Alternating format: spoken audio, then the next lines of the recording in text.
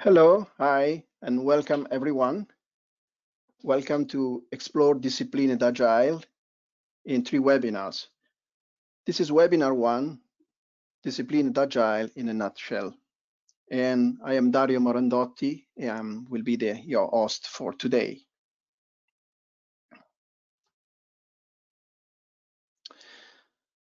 So this set comprise 3 webinars. The first one is today, which is a Discipline and Agile in a nutshell with myself, Fabio Rigamonti and Jerry Schneider. The second one will be broadcast on the 25th of June. And again, Fabio, Genevieve Klein, and Andy Burns on the experience from the field. The third one will be a question answer session with the founder, Scott Ambler, conducted by myself and Fabio on the 2nd of July. The purpose of the webinars is really to serve as an introduction for beginner agilists and interested people. They are meant to raise awareness and interest from you and perhaps make the decision to become certified or simply have an interest. So expect to hear from some foundational aspect of disciplined agile to more practical cases, particularly in the second webinar. The final open question and answer session will be handled at the end. And notice the 3 webinars are in fact pre-recorded just a few days before the actual broadcast. This will allow in the future to broadcast again the 3 webinars, but of course there is no live interaction during the broadcast. So we decided the participant can ask question anytime, writing to an email address that you see on the screen, dacc@pmi-nic.org, within the date of 28th of June.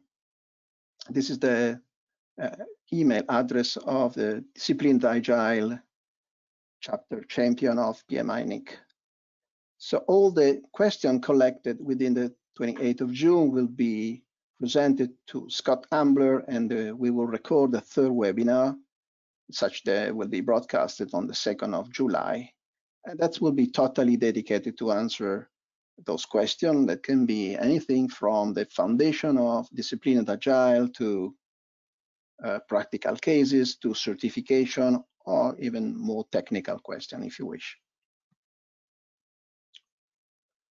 Okay, your speaker for today.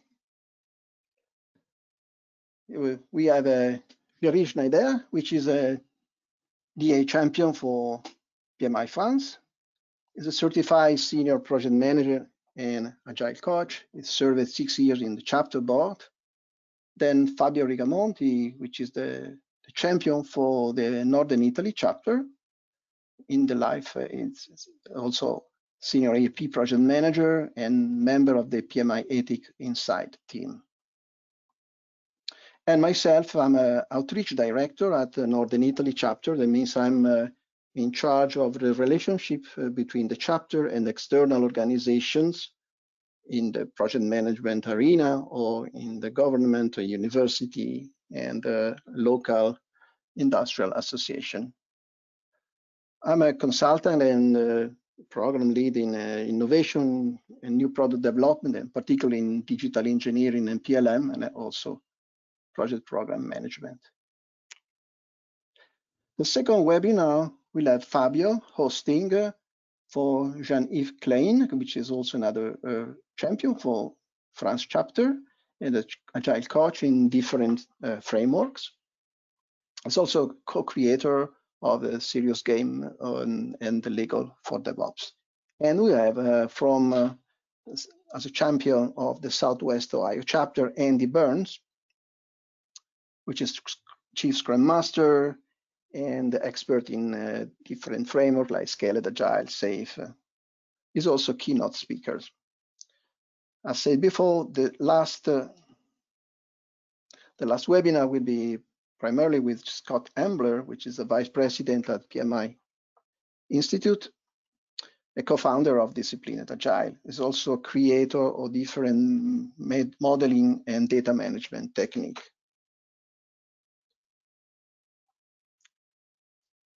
Okay, so we can start with the webinar one, Disciplined Agile in a nutshell. So why Disciplined Agile? What does it have to offer and why is so interesting? We can recognize in our working life, there are different projects and with different teams, different approaches and different leadership styles. So there are actually many ways of working and many patterns that go from nothing to emerging practice and to good practices. Discipline and Agile offer a toolkit and an approach for better optimize the Agile team, first point, extend agility to the entire organization, not only to few teams. And the third aspect is accelerate value delivery in scaled situation and cases. But it also offers Disciplined Agile a continued improvement in guided continuous improvement, which makes it very particular among the various toolkit and frameworks. So the PMI NIC has developed a sort of navigational map to go through the Agile toolkit in one page. It's not my intention, of course, to go in full detail of this map that is offered to you as an attachment to the presentation of today. But it's sort of, yes, like a geography map of the world, which say, okay, we are here, we're going to be there, just to have everything in one page. My colleagues, Fabio and Jerry, will go in detail in many of these aspects, so I'm not spending much time here, just to remind to you that the starting point is that to be agile and do agile, and there is something there are challenges we face. There are also strengths in our favor, and the overall path within the toolkit is to go to understand from philosophy and from concept, from principle, how to use the paradigm of principle, promises, and guideline that Jerry will explain more in detail, down to process goals and life cycle, and to the end, which the minimum valuable product or minimum business increment, if you wish. And Fabio will explain more in detail also the path to certification. So I don't want to take more time, and will leave to my colleagues the remaining part of the presentation. But I have to maybe to add few information for you. The first of all, of course, the book, the handbook, Choose Your Wow, can be both on the Amazon or can be down in other websites, and downloaded also that PMI websites as a PDF. Another option is another good starting point is to really visit the PMI.org Disciplined Agile website, where you can find some starting suggestion and primers, and also a dedicated page on tools that support Disciplined Agile. It's a very comprehensive set of pages under the PMI.org, and I really recommend to you. Last point, remind for questions that may arise today or anytime or during the next webinar. I will leave this address to you. Okay, let's shift to Jerry, the presentation. I will make it presenter.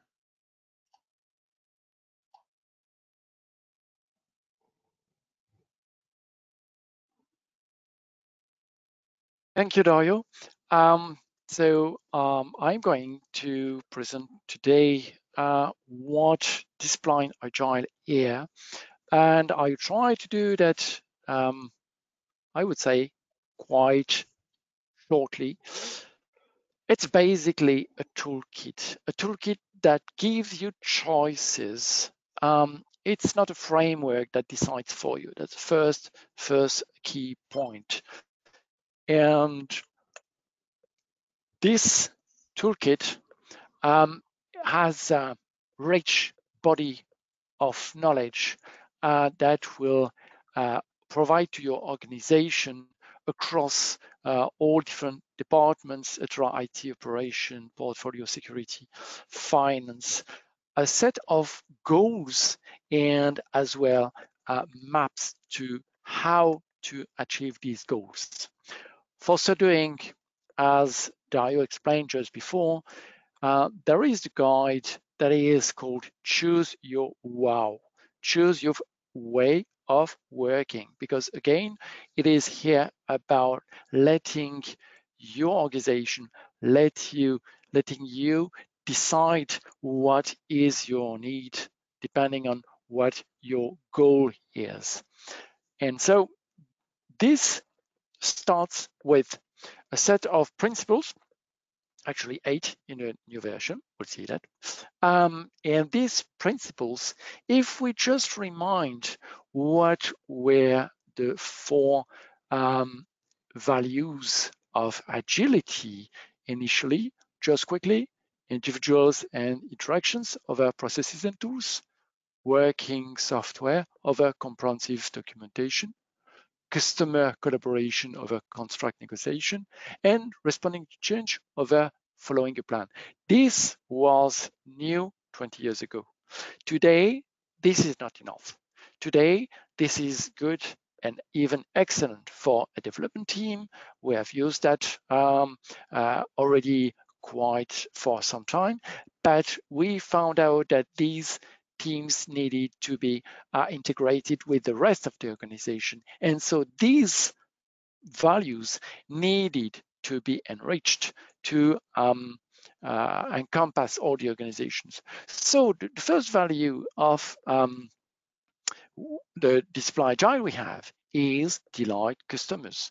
Delighting customers means basically deliver what they need, being a service, being a product, not only a software, of course, being a transformation of the organization, possibly. That's really the first value that is at the core of all what we'll do after. The value of that is to be awesome. What is that, to be awesome? Basically, it's that all the team members will be reliable, they will be honest, they will be ethical, they will be willing to collaborate, to share the information, make things so that it works being in this team. Then the next value is the pragmatism. Being pragmatic is basically knowing what we have to deal with. If we go back to initial Scrum, we had some constraints saying it should be a team of 5 to 9 people maximum, collocated, etc. Today, when we extend agility to the overall organization, we can't just say that, we can't just ask for that to an organization. So let's take that into account. And then we have the context that counts. The context counts because the size of the organization, just what we said, because the culture of the organization, is it industrial? Is it in the service? Is it a new company? Does this company have a very, very old, long history and that we need to take into account? All this counts, and as well, the team counts for these factors as well. So for example, which skills we have, what is nature of the problem that we want to solve, etc., etc. So then comes that choice is good, because we see that we have different type of environment that we have to work with, and Discipline Agile really tells us that there is no one fits for all. there is always decision we have to take to achieve the goals that we have decided to reach. And so at this stage, we need to optimize the flow. What is that optimize the flow? And here I will stop a bit because we say agile, and we know as well that in the past we tend to say that there was an uncle of Scrum. He was called Lean. The Lean principles that came from mostly manufacturing was about eliminating the waste, building quality, and creating knowledge, delivering quickly and differing commitment, but as well already respecting people and optimizing the whole. So this optimization is not new. The thing is that what we want is to avoid that we lose time between decisions. We want to measure what counts, and we want to deliver small batches. We want to avoid delays, and we want to improve continuously. All this will do it with this value. And of course, on top of that, we have the awareness of the organization. The organization is what is structuring us. And when we say we are disciplined, it's because we belong to this organization. So I don't want to avoid the eighth value we have, that is organized around products and services. So a long time ago, we had silo organization, functional organizations, then we had project organization, and project organization, PMI can say it, made a tremendous progress for companies. Today, what we want is go beyond that and organize around the products, around services. So I spent some time about on these principles because that explains why we will have after these promises, these guidelines, and the structure of the discipline agile around these life cycles and the process goals with the outcomes for the, the periods of the project. So quickly, if we talk about the promises, we have the need to create safety and diversity. Yes, that's how we can be awesome. How we can have a team working efficiently. Accelerate the value realization. Yes, that's how we are going to delight the customer. We have collaborate proactively, make work visible by the team members in the team, but as well, because it's not only a team like we would do with Scrum initially, it's work across the overall organization. Our work must be visible and understood outside our team to the other parts of the program and overall the organization.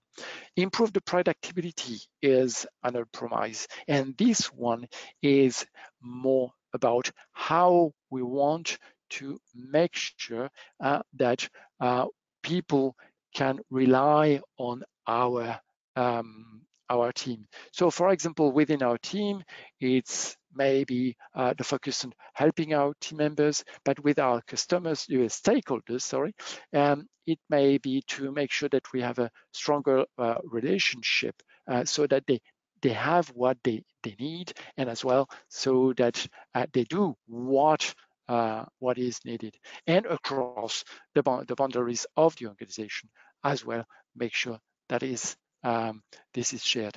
So as you see, these promises with keep workloads within capacity, that is to keep the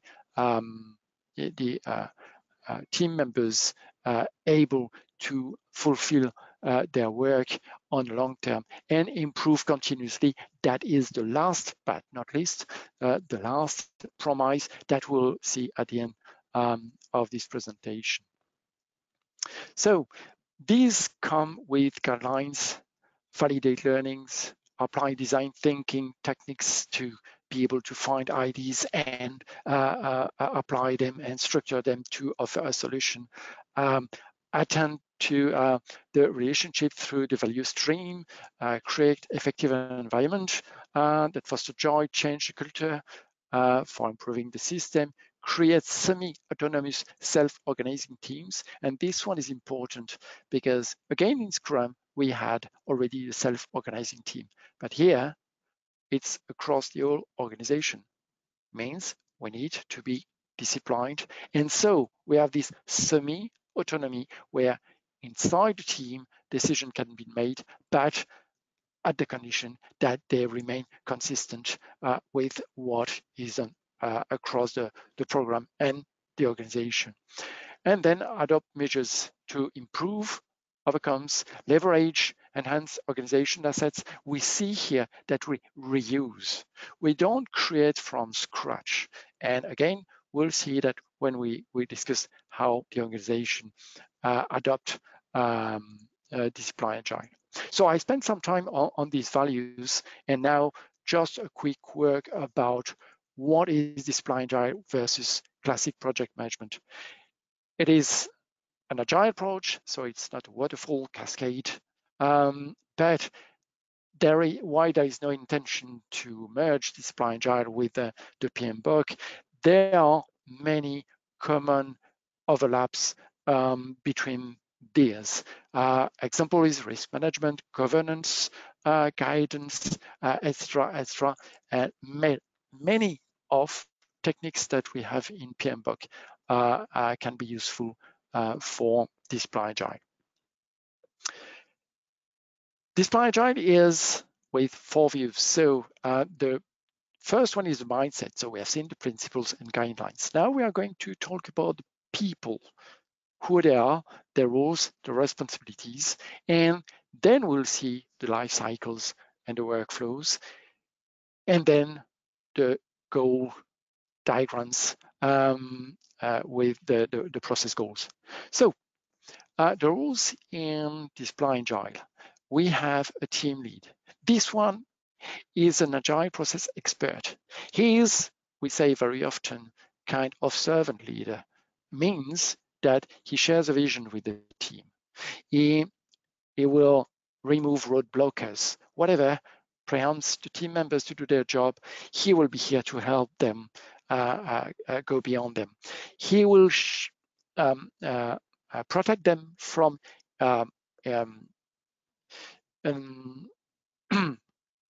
useless interruption, unnecessary interruptions. Means that if someone needs someone of the team, especially some people are very skilled and they are shared with other teams sometime. Of course, that happens in all organizations. Then the team lead will be in charge of preventing unnecessary interruption of this person. And the last one, we call that bring food and drinks, and he will provide the team with what is needed for them doing their job. With him works the product owner.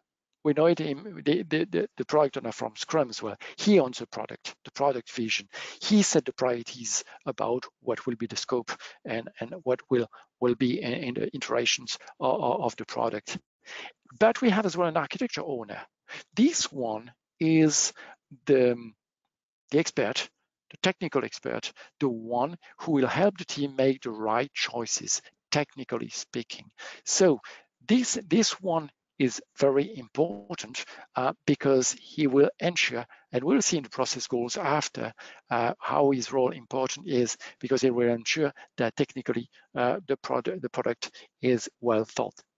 Then the team member, of course, they are cross-functional, of course. They are, we call general specialists. They have a specialty, and beyond that, they have other skills that can make the bridge with the skills of other specialists and other team members. And then all the stakeholders that can be subject matter expert, they can be specialists. They can be technical experts, for example, specialists of the field. If we are working with a special industry, here we'll have knowledge of this industry. And these are very important to make sure that we make the right choice. Very often they are brought in by the product owner, but not only. And we have the other stakeholders of the company, as usually finance, etc., human resources, and so. So these are the roles. And this digital display agile is making profit of all what has been done in the past, being rational unified process, agile modeling, Scrum, Kanban, Lean, we mentioned them, DevOps, and so on, even extreme programming. And we have said initially that this discipline agile is complementary with SAFe. It's good to start with SAFe sometime maybe, and then a discipline agile can bring more about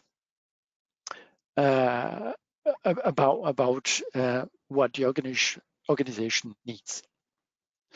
So we need to be agile to interact with others. Yes, we have our development cycle, okay, but we are part of the overall organization.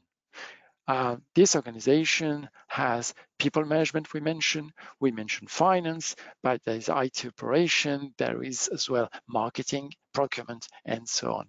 And so this is where we have with Discipline Agile a solution, a way to address the agility across the organization.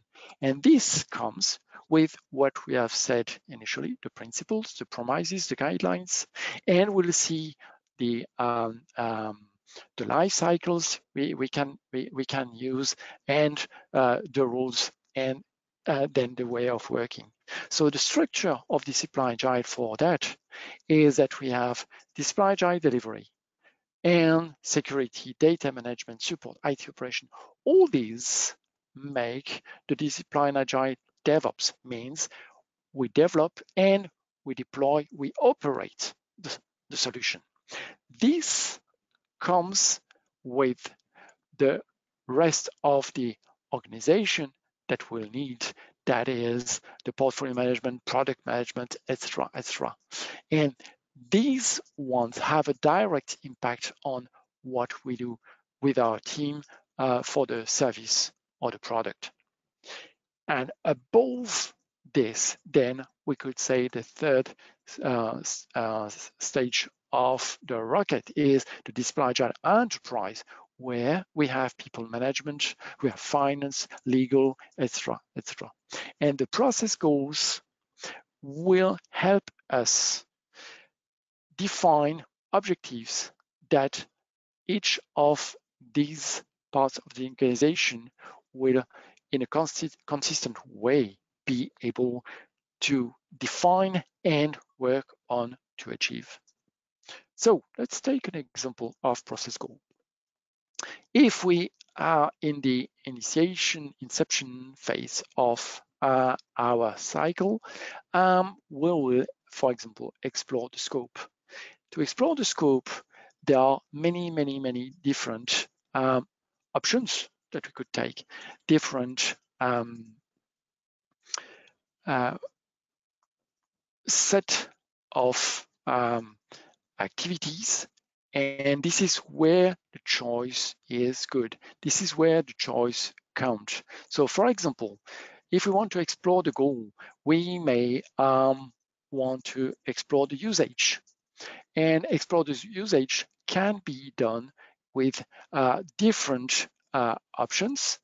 And these options, we don't always have one that is better than another one.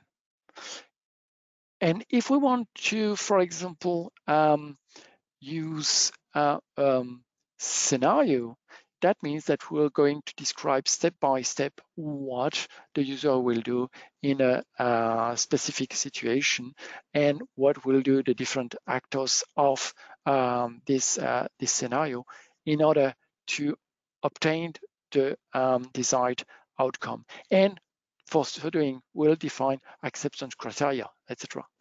Another example is to decide to go with a persona, and persona is description of fictional people that are stakeholders, maybe user, and this, by describing them, we will understand better what is good for the client. Remember the first principle, okay, delighted customer.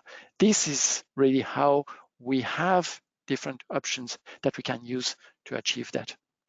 So now that we have our goals, what we have to decide is how we are going to work to put these goals into action.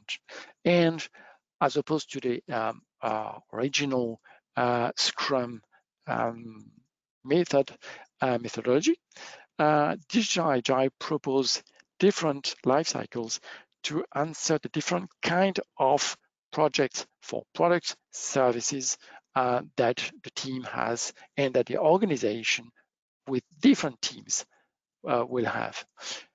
There is Agile life cycle for delivering a product or service that we can build incrementally. That's basically more or less the Scrum, Then we have the continuous delivery Agile, but we have as well lean-based life cycles that are more Kanban based way of working, and as well exploratory that we'll see, and program that are again different. So these ones, if we take the example of the Agile life cycle, again, recognize here, if we have seen Scrum already, that we have the iteration, that is a sprint with the daily stand-up meeting, and we have an iteration backlog that is cut into tasks that are implemented, and then we have, at the end of the iteration wrap-up, we have the increment, that is a consumable solution. That is what in Scrum we call the working product. And here, what we have around this construction of Scrum, before we have the inception, and this is inception goes beyond what Scrum does. And in this, we have the funnel to have all the vision, the different ideas, but as well the founding strategy and choices that will build the stakeholder vision.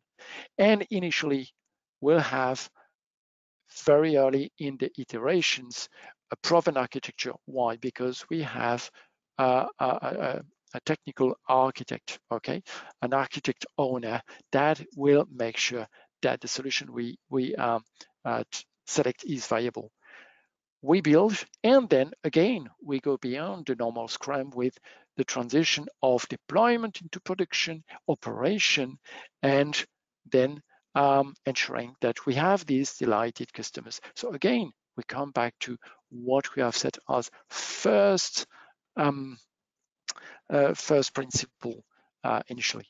The lean delivery is a bit different because we don't have the built-in interaction. Even if we have daily work, we are more with a flow of work in progress with the features that come in, and then a feedback to be able to add new work as needed. And of course, the change requests that can be retrofitted into the set of work to be done. So as we see it here, it's instead of a pools of work item, we have a system when we have activity that goes through the flow. And the other life cycles address the same way different needs. But what is interesting is that these life cycles that we have seen, they come into this this picture with Flex being combined with Discipline Agile. So what is this? Flex is a framework that was developed by AGILE of Net Objectives Inc. And with the acquisition of Display Agile, at the same in the same move, PMI acquired Flex, and AGILE worked with Scott Marklines in order to combine Flex and Display Agile into a complete consistent solution. And here we see that we have the portfolio management with all the stakeholders for a strategy, and the product owner, business architect, product manager, and then the discovery with the architect, and the realization development with the release. Here we have the customers. We adjust from what we learn from them. This is part of the continuous improvement living cycle, the plan, do, study, act, to retrofit into the strategy of the company. So Display Agile and Flex provide to the organization a complete standalone and consistent solution for the organization. And this comes with a set of milestones that we have seen with the life cycle before inception, construction, transition. Here we initiate what we want to do. Before going to construction, we make sure that we have a stakeholder vision. Is the stakeholder okay with what we want to do? And we prove the architecture. Remember the role of the technical owner to make sure that what we build will work. Then the construction, iterative or just flow, depends on the life cycle we want, until we have a sufficient functionality that we can business. And that's the end of the construction, where we move to transition. Is the product ready? Okay, then we can deploy and operate. And at the end, again, what you have seen is make sure that the client is delighted. So this comes with continuous improvement that is more robust, I would say, because it's the guided continuous improvement. What is that? Okay, plan, do, check, act, we know. But here what we have is we identify a problem. We identify the solutions of this problem. We know, in order to make better decisions, remember the process goals. We want to set goals. Which goals should we set? We define an initial set of goals. Then we will amend the goals we set with this guided continuous improvement. We try the solutions because we are allowed to fail early and fail safe, and then we assess the effectiveness of this solution. If it works, okay, let's adopt it. Otherwise, quickly abandon it and try something else. So this comes to the end of the continuous improvement with just this comment that initially when we change, of course, we will lose some of effectiveness and productivity. But then with just continuous improvement, we would move a bit up. With the guided continuous improvement, we are much more efficient. So in summary, we have seen that Display Agile is comprehensive and address for the overall organization how to be across the board agile in a disciplined way. Means the different teams are interconnected and the choices that are made by the organization in order to improve consistently. And of course, it is with a choice. The choice is made by the organization because no organization is like another one. I thank you very much for your attention. And now I let Fabio let you know what made him wow. Thank you very much, Jury, for this very interesting recap of the discipline Agile toolkit. As you said, I want to share my own experience about what I loved while I was studying discipline Agile, what I love in these days when I'm start applying discipline Agile in my teams. So we will see several things that have been described by you. The first one is about the process goal diagrams. So process goal diagrams guide teams to support their need to tailor agile strategies, considering the context. And here the part that I like is the fact that process goals support the need. They don't prescribe, they guide. As you mentioned several times, discipline Agile is not a framework, but a toolkit. And this really allow the teams to choose and pick the best way to work.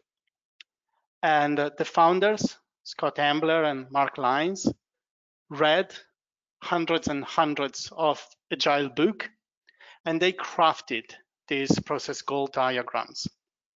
So, as I mentioned here, we need less expertise to identify potential strategies we can try in the team. So basically, we are saving time and go directly to the best solution in that context. Because once again, context counts. So we have to consider if our team is big or small, experienced or new in terms of Agile. So as you show, here we have several kind of decision point indicating an issue we want to solve. And these kind of diagrams were very useful in practice for several reasons. First of all, they are very good starting point for small Agile team in a straightforward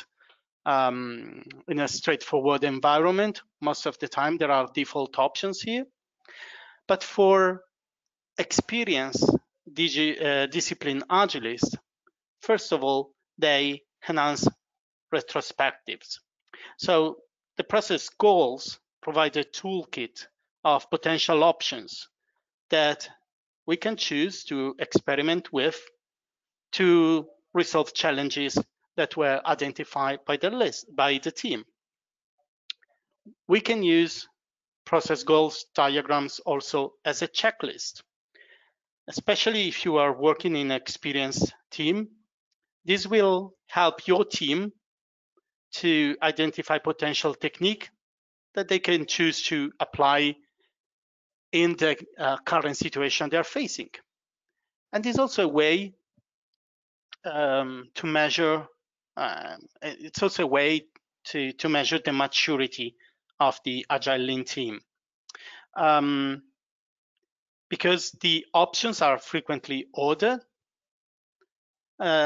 these indicate a way, an improvement path for team to potentially follow. And most important, the process goal diagrams and discipline Agile is not prescriptive. So we can start exactly where we are. The second part that I like is that teams can choose their wow. So once again, as you mentioned, one size does not fit all, context counts. So we don't have one best practice because something works really well in a certain team. This doesn't mean that the same framework, that the same strategy will work in a different context. So once again, choice is good. And we're moving from one best practice to many patterns of good practices. So we need to consider when we are choosing our way of work, the context, because maybe something works for a small team in a fairly easy technical domain, And maybe when the domain change and the team change with a different organizational structure, that solution is not anymore. And as you show, Discipline Agile has many different life cycles. We can start with one. The team then should feel mature to move to another one, or they prefer to move to another one. And then this is not their final decision. They can move to a third life cycle or back to the first one. And there are many selection factors indicated in Discipline Agile for picking the best life cycle. It can depend on the team skills, the team culture, the organizational culture, the nature of the problem or the business constraints. But the good part that you also shown is that, yes, we have a different life cycle, but with common milestones. So we can have a common governance across the different life cycles. And again, this is something that also Dario mentioned at the beginning: be agile and do agile. It happened to me that some agile teams I've worked with, they are very, very focused on the framework they're using. They're somehow a purist of the solution, the life cycle that they have to implement it. But if you remember correctly, 20 years ago, the Agile Manifesto stressed the fact that we focus more on individuals and interactions over processes and tools. And if you are focusing again on the processes and tool much more than individual and interactions, that's not agile. We're missing the mindset to be agile. So Discipline Agile, to me, advocates to have an agile mindset to be agile, the skills, so do agile, and the experience to do enterprise agile. And I wonder for transition to the last part, that was my haha moment. And I will refer an example that was cited by Scott Ambler once. Having a IT developing some software, perfect software in an agile way, is like developing an engine for a racing car. It's powerful, it's strong, it fit the purpose. But what happened when you put this perfectly designed engine into a tractor? The tractor is heavy, is slow. Therefore, the full potential of the software, let me say, to the car racing engine is not at its full potential. We need to have this engine within a racing car and working with a proper trained racing team. And this is basically what Discipline Agile Enterprise advocates. So as written here, it's basically the ability to sense and respond to changes in the market way. And we do that through an organizational culture that facilitates change within the context of the solution that we are facing. So we don't need to only have an agile IT. We don't need to have an agile software development.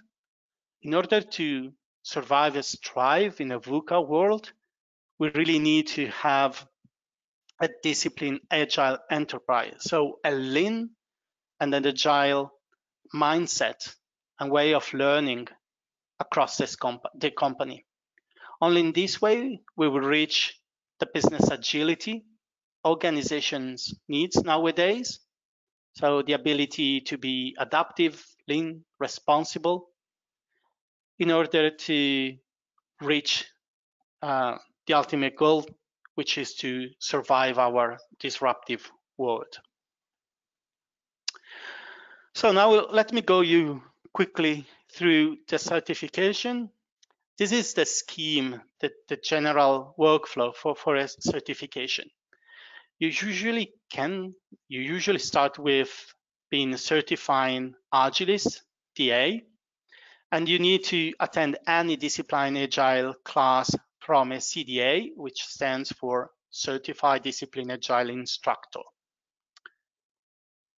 So you have the basics there.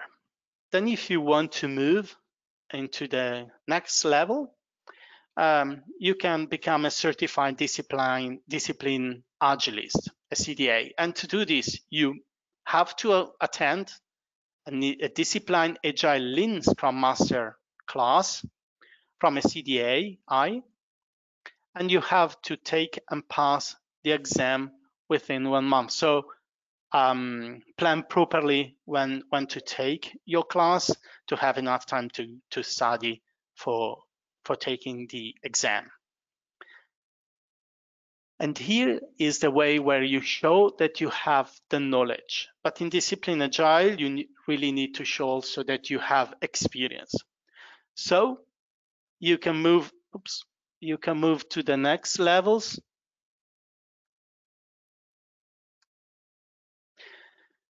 Which are the certifications that you see here in green. So you might become a certified discipline Agile practitioner. You don't need to take another exam. It's always the first one that counts. So you have to be CDA first. And then you have to prove that you have 2 years of Agile experience in any role. There will be a reference check. Or you can submit your PMI ACP certification to become a CDAP.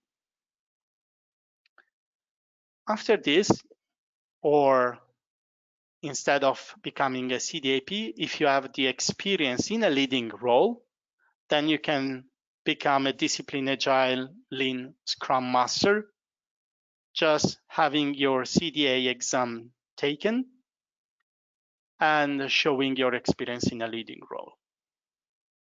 On top of this, there are 2 more certifications. The first one is the Certified Discipline Agile Coach. Once again, you have to have reached the previous, let's say, green level. But in this case, now you have to gain a 5-year experience in Agile. You have to attend a CDAC for Experienced Agile Coaches workshop, take an exam, do the reference check, and also have a peer-to-peer interview. The CDA is the instructor of all the different trainings we have discussed so far. And to do this, you have to pass a 5-day course with a Discipline Agile instructor trainer. And of course, you might have the previous certification, being a CDAP or a AGILE SM, and perform some administrative tasks. My general idea, what I experienced in my Discipline Agile journey, is that the more you read, the better understanding of the framework, of the toolkit you will have. So as Dario said, we have the Choose Your Wow. And here I put the link where you can access your book in a digital format if you are a PMI member. Here is the book Introduction to Discipline Agile Delivery, a second edition that will be published at the end of June 2020. And there is also an executive guide for senior leaders, which is very interesting to understand a little bit better the discipline Agile enterprise context. And in terms of reading and knowing more, I would like to highlight to you these 3 blogs. 2 of them are written or managed by Scott Ambler, and the last one is by Al Shalloway, who is the scientist behind DA Flex. So usually here we should have the Q&A. Actually, we are also running out of time, but the good news is that you can send all the questions you have about these presentations, the next presentations, or any doubt you have about Discipline Agile to the email shown here. Do it before the 28th of June, because Scott Ambler, Vice President and Chief Scientist at PMI, will reply. We will have a very interesting chat and discussion based on your questions. So we're waiting for your input in order to have a very constructive Q&A with the DA founder. So thank you very much for attending this session, and we will be waiting for you, Discipline Agile from the field, on the 25th of June at the same time. Thank you very much. Thank you, Dario. Thank you, Jiri. Goodbye and thank you.